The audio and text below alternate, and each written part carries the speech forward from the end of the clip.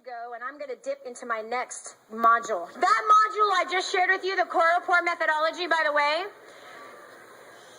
if you use that core rapport methodology with your children, you will find out how to motivate them to clean their rooms, how to honor you, how to eat the foods that you want them to eat. If you use that core rapport methodology with your spouse, you will have the most amazing relationship that you could ever imagine with your spouse. If you use the core rapport methodology with those that you manage or those that you motivate, you will get more sales and production out of that team than you could ever imagine, because you know what motivates them. Most people only lead with what they want done instead of what motivates the people to do the job that you need done. Did you just catch what I said? Okay. Most people only motivate others. Okay. Let's say that I'm your boss and I want you to get this project completed in 7 days. Okay. If I don't know how to really manage people or motivate people, all I'm going to do is say, I want that done in 7 days. Did you get that done? I want that done in 7 days. I need that done in 7 days. But the person that has the project in their hands is supposed to get it done. That doesn't necessarily motivate them to get it done in 7 days. But if you use the core rapport methodology, you'll find out what really motivates them. And when you find out what really motivates them, you lead them to get that done in 7 days based on how they want it, based on what they want out of it. Some people are motivated by recognition. Okay? So, for example, I've got somebody in my office, I know they're motivated by completing things. They're motivated by that. But they also have a weakness of getting distracted with things. So how I motivate that person, I said, could you imagine when this thing is all done, how you're going to feel? She's like, yeah. Could you imagine this is one less thing on your plate? Isn't that going to be awesome? Yeah. I love it. Okay, now listen. Now you know distractions are going to come. Yeah. So right now, because it's a 7-day thing, and you really want to feel so good when it's all done, I'm sure you're going to more enjoy the feeling of it being done than you are with not having it done. Yeah. Cool. Go. And gets it done. Are you hearing what I say? Okay. And reports to me every few days. This is what I got done. This is what I got done. This is what I got done. This is what I got done. If your boss has to ask you, you waited too long. Did you hear what I said? If your boss has to ask you, where is it at? If he has to ask you, what's the update on that? You waited too long to give them an update. So next time, look at it. Okay, how long did it take? It took him 4 days. Great. Then on the 3rd day, you report to him. Beat him to the punch. All right. This next module is called Core Profit Skills. With the core profit skills, no matter where you come from and what you do, these core profit skills apply to everything.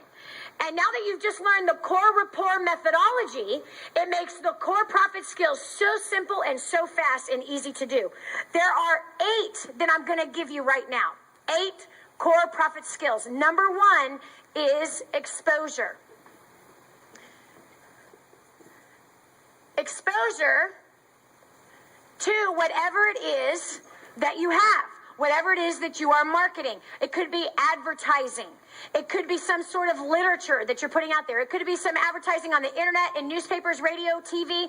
It could be exposing one-on-one to a prospect. It could be exposing in a group presentation. It could be exposing through a webcast. Exposure has no limits of the ways that you can expose somebody to your product, service, or idea. There is an endless amount of ways that you can expose what you have. It could be through postcards. It's endless. I'm sure that if we were to poll this room, we would come up with 500 different ways to expose your product, service, or your idea. Okay? So that's number 1. Number 2 is the interview or the initial contact. Now, what does that look like? The interview and the initial contact. Now, let's back up to the exposure. It's very important, and you need to hear this loud and clear. No matter what it is that you do, that you have constant exposure going on at all times. Constant. The mistake that people make in business is they stop exposing. Let me give you an example. Professional sports never stops recruiting. Do you understand? Professional sports never stops recruiting. Whenever you stop exposing, your business is going to die. Your organization, whatever it is, as soon as you stop exposing, it's going to die. And so, for example, if the NFL stopped recruiting 20 years ago, no one would watch the NFL. Girls, you know the only reason why you watch football with your husbands is not because you like football. You like the pants. It's the truth. You don't like football. You care less about football. You like the uniform. That's the only reason why you watch, is you like the uniform. And, you know, to sit with your husband who enjoys them. So glad Hans doesn't like sports. That's great. And we don't have TV anyway, so there you go. So, if they stopped recruiting, what would we have? We would literally have men on the field. Hold on. I'll get it. In a minute. Don't throw so hard. That's what we would have if they stopped recruiting. There's not one successful organization that has stopped recruiting.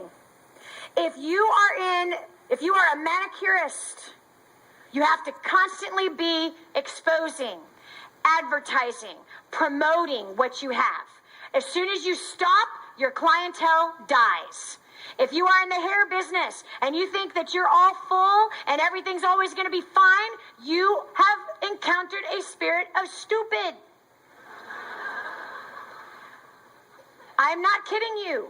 You have to constantly be exposing, having referral programs for your existing clients so that your existing clients will promote what it is that you do.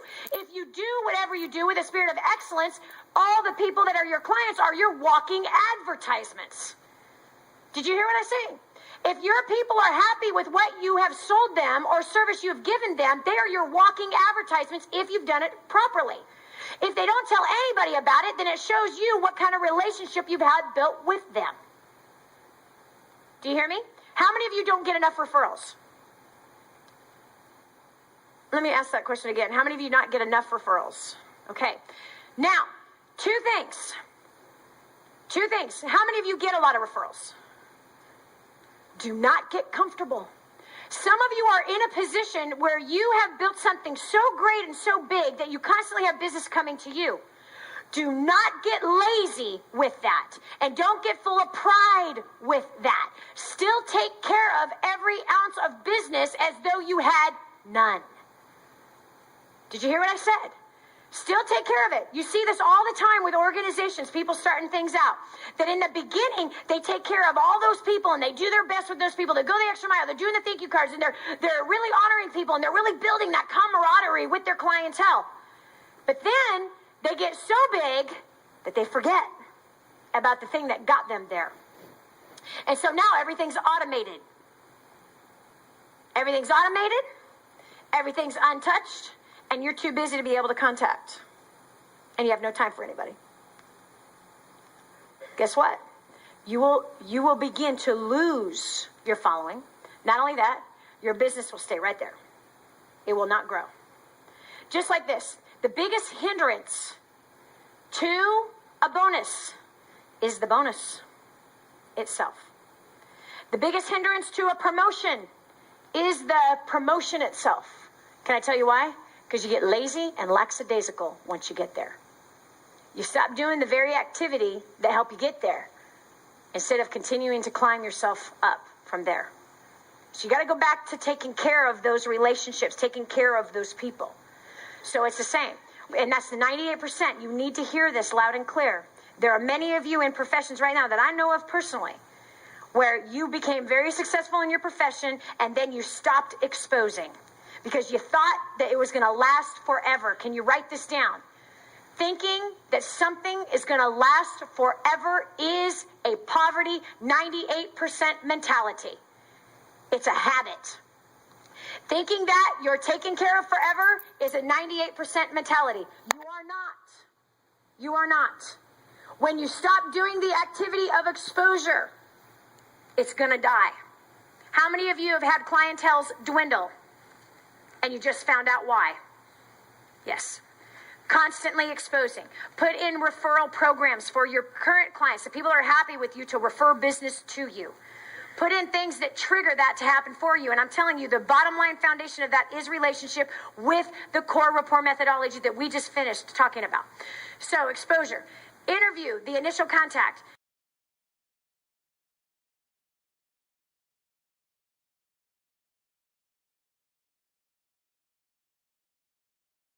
You saw was an initial contact, and in that initial contact, here's what you must not do, and hear me loud and clear. With your initial contact, you must not reveal your agenda. The second example that I showed you with Paul, I revealed an agenda. My agenda was, I want your MasterCard number. That was my agenda with Paul on the second example. How many of you saw that? I'm showing him my product, I'm showing him my service, I'm showing him my compensation opportunity, right? So all that does is make him say, I'm not interested. If he was approached differently, he would have been interested. Why? Because with honor, and if I'm interested, then he's genuinely interested in what?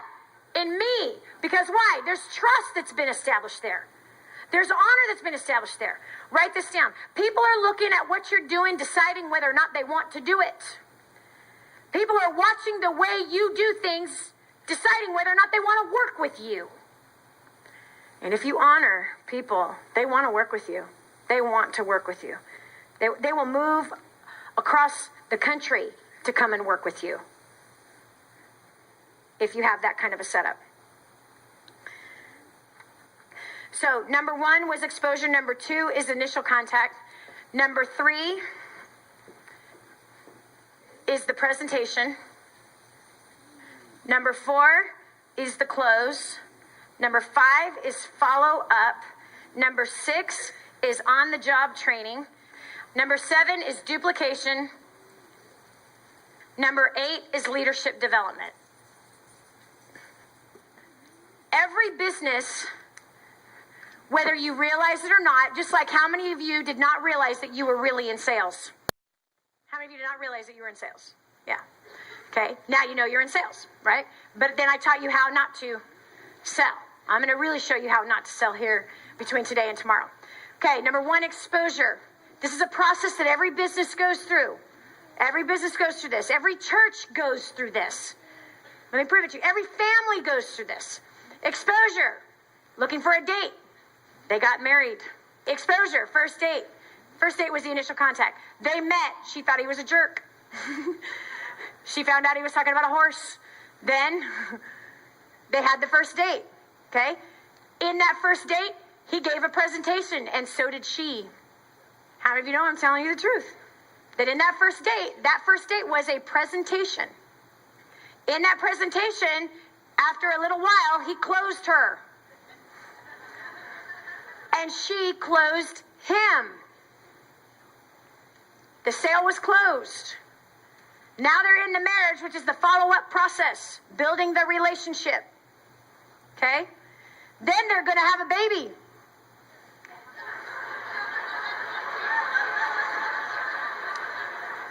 And with that baby, they have to do some on-the-job training. They have to do some on-the-job training with that child to teach the child how to eat, how to sleep at the proper times, how to not pee his pants, to not wet himself, to take care of himself, to eat properly, to honor, to respect. That's on-the-job training. Then, as he grows into a young man, he now duplicates what he has learned. From who? From his parents. Once he duplicates, then, if this continues, he then will have leadership developed in him depending on how much leadership is over him and how he can submit to leadership. Told you no matter what you do, that is the process. How many of you now agree with me? I brought it down to the simplest form of family. Okay? Every business, every ministry. Are you ready? Here you go. Ministry. Exposing. We have a church, or we have a program, or we've got a TV show. Okay? That's exposure. Here's where most of them mess it up. They come up to you with all their zeal and go, Jesus loves you, man. Cool, freak. Come on, how many of you had people approach you like that and you just went, freak? We all have. We all have. Okay? this, remember I said earlier, 2 different churches, same city, same market, same industry. What's the difference? The variable is the person and their skill set, and especially their skill with who? People. Most of the ones that are dying is because, number one, they have not exposed to new people in years. Most around the world today, there are churches dying every day because they have not recruited new blood, and people are dying every week. And they're not replacing them. You got to recruit faster than people die. So most people just get comfortable. Here's something else. Your level of personal development tells you how well you can manage the size of the organization that you're managing right now. Because if you can't be trusted with the 5 people you have that you're managing right now, if you can't be trusted with the 5 customers you have right now, let me help you out. If in your mind you say, I only have 5 people, man, and they're a bunch of complaining, whining, murmuring people, I can't stand them. Well, if that's how you treat and think about the 5 that you have, you'll never get to 10. Do you hear me? The size of your organization that you manage right now, or the size of the company that you have right now, is the size that you can be trusted with.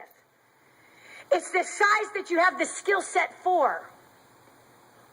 The quintessential point of great leadership is someone that can duplicate themselves over and over and over again. The highest level is not trying to control 100 people. No, no, no. It's giving those people a platform that they can go for it big time. Finding the abilities in somebody else where they can just go and knock the world on fire. Instead of trying to stop them. Sit down, shut up. You're not ready. No, you're not supposed to. No, I'm sorry, we can't. No, shut.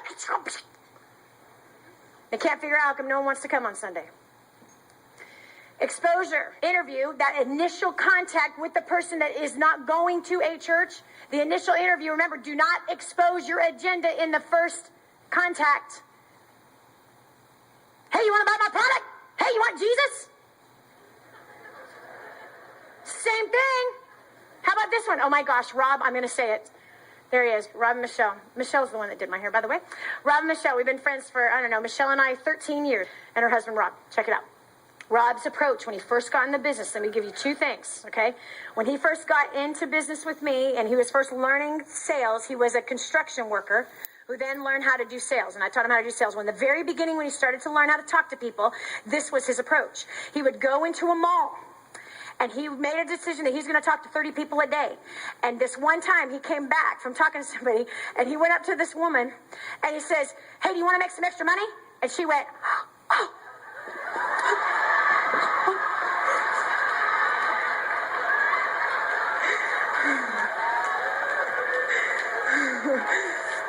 He couldn't figure out what was wrong.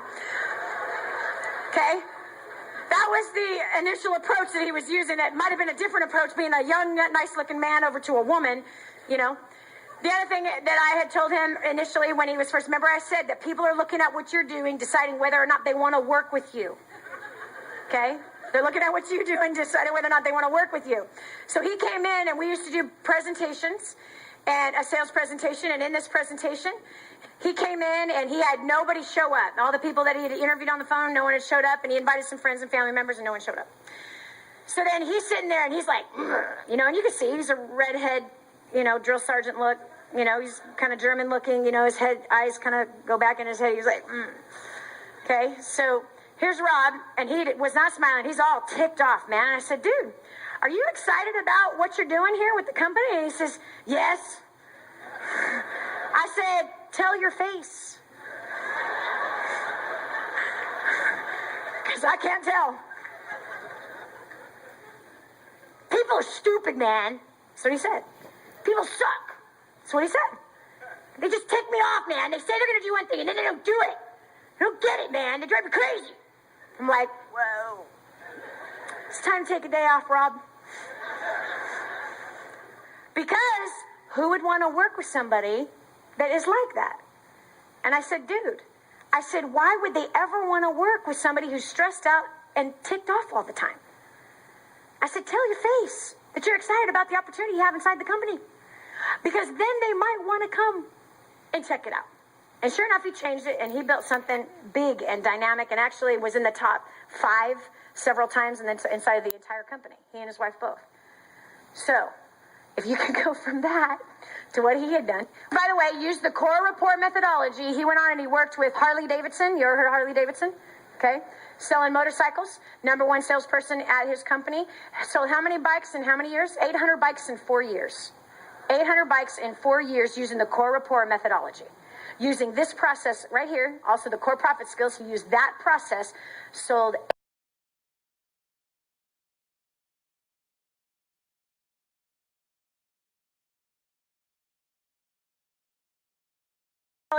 core profit skills.